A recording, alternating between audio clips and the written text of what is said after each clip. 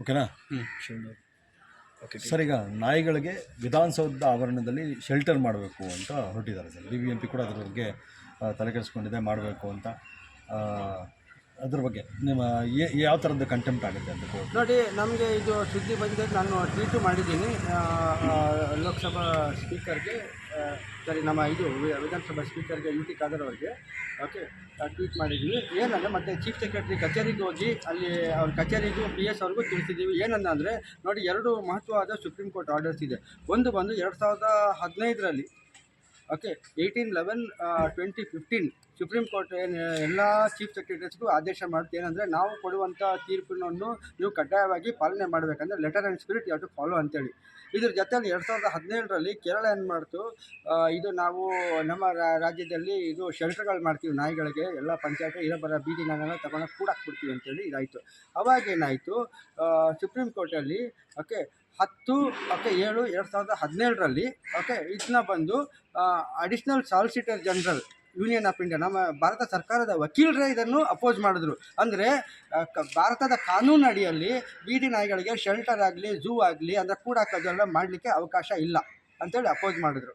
Okay, ಮತ್ತು ಅದರಿಂದ ಇವಾಗ UT ಖಾದರ್ ಒಂದು ಕರೆಕ್ಟ್ ಹೇಳಿದ್ರೆ, ಅಂದರೆ ಸುಪ್ರೀಂ ಕೋರ್ಟ್ ಆದೇಶ ಇದೆ ನಾಯಿನ ಸ್ಥಳಾಂತರ ಮಾಡಲಿಕ್ಕಿಲ್ಲ ಅಂತೇಳಿ. ಬಟ್ UT ಖಾದರ್ ಅವರ ಗಮನಕ್ಕೆ ಅಧಿಕಾರಿಗಳು ಇನ್ನೊಂದು ಮುಖ್ಯವಾದ ಅಂಶವನ್ನು ಅವ್ರ ಗಮನಕ್ಕೆ ತಂದಿಲ್ಲ. ಏನಂದರೆ ಶೆಲ್ಟರ್ ಮಾಡಲಿಕ್ಕಿಲ್ಲ.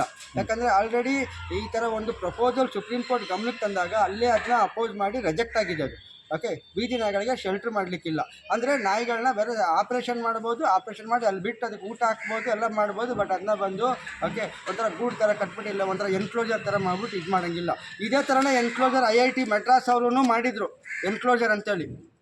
ಆವಾಗ ಏನಾಯಿತು, ಪುನಃ ಕಂಟೆಂಪ್ಟ್ 2022ರಲ್ಲಿ ಕಂಟೆಂಪ್ಟ್ ಆಫ್ ಕೋರ್ಟ್ ಆಯಿತು ಸುಪ್ರೀಂ ಕೋರ್ಟಲ್ಲಿ. ಮತ್ತು ಅವ್ರು ಸಹ ಎಲ್ಲ ಶೆಲ್ಟರ್ನ ತೆಗೆದುಹಾಕ್ಬಿಟ್ರು.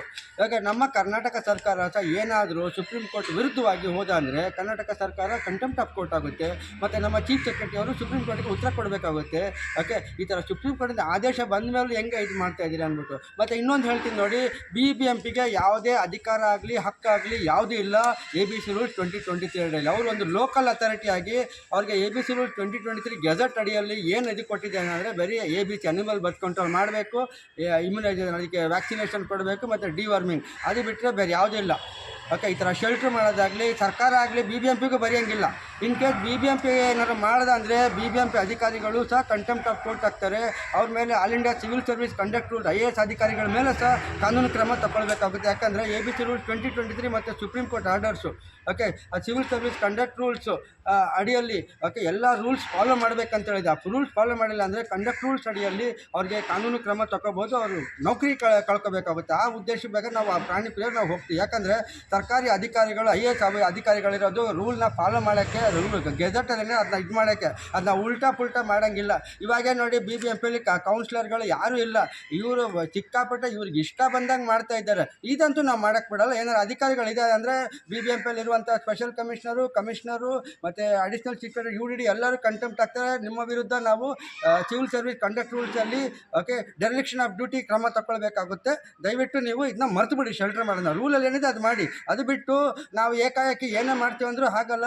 UT ಖಾದರ್ ಸಾಹೇಬ್ರು ಸಹ ನೋಡಿ, ದಯವಿಟ್ಟು ನೋಡಿ, ನೀವು ಒಂದು ಅಂಶ ಕರೆಕ್ಟ್ ಹೇಳಿದ್ರೆ ಏನು ಇದು ಸ್ಥಳಾಂತರ ಮಾಡಲಿಕ್ಕಿಲ್ಲ ಅಂತೇಳಿ. ಅದೇ ರೀತಿಯಲ್ಲಿ ನಿಮಗೆ ಅಧಿಕಾರಿಗಳು ದಿಕ್ಕು ತಪ್ಪಿಸಿದ್ದಾರೆ. ದಯವಿಟ್ಟು ನೋಡಿ, ಇದೇ ಸುಪ್ರೀಂ ಕೋರ್ಟು ಏನು ಹೇಳಿದೆ ಅಂದರೆ ಶೆಲ್ಟರ್ ಮಾಡಲಿಕ್ಕಿಲ್ಲ ಅಂತೇಳಿ ಭಾರತ ಸರ್ಕಾರದ ವಕೀಲರು additional solicitor general miss Pinky Anand ಅವರೇ ಇದು ಅಪೋಸ್ ಮಾಡಿದ್ದಾರೆ. ಮತ್ತು ಸುಪ್ರೀಂ ಕೋರ್ಟ್ ಪ್ರಕಾರ ಬೀದಿ ನಾಯಿಗಳನ್ನ ಸ್ಥಳಾಂತರ ಮಾಡಲಿಕ್ಕೂ ಇಲ್ಲ, ಅದಕ್ಕೆ ಶೆಲ್ಟ್ರ್ ಕಟ್ಟೋಂಗೂ ಇಲ್ಲ. ಅದಕ್ಕೆ ಪಾಟಿಗೆ ಅದಕ್ಕೆ ಚಿಕಿತ್ಸೆ ಊಟ ಎಲ್ಲ ಕೊಟ್ಕೊಂಡಿರಿ, ನಾವು ಸಂತೋಷ ಆಗುತ್ತೆ, ಪ್ರಾಣಿಗಳು ಸಂತೋಷ. ಅದು ಬಿಟ್ಟು ನಮ್ಮ ಕರ್ನಾಟಕಕ್ಕೆ ಕಳಂಕ ತರಬೇಡಿ ದಯವಿಟ್ಟು. ಮತ್ತು BBMP ಅಧಿಕಾರಿಗಳು ನಿಮ್ಮ ಒಂದು ದೊಡ್ಡ ಬುದ್ಧಿಗಳನ್ನ ದಯವಿಟ್ಟು ಇದರಲ್ಲಿ ತೋರಿಸ್ಬೇಡಿ. ಪ್ರಾಣಿ ಪ್ರಿಯರು ನಿಮ್ಮೆಲ್ಲ ಕ್ರಮ ತಗೊಳ್ತಾರೆ. ನಿಮ್ಮ ಪರಿಚಯ? ನಾನು ಅರುಣ್ ಪ್ರಸಾದ್ ಅಂತೇಳಿ, ಪರಿಸರ ಮತ್ತು ಸಾಮಾಜಿಕ ಹೋರಾಟಗಾರ.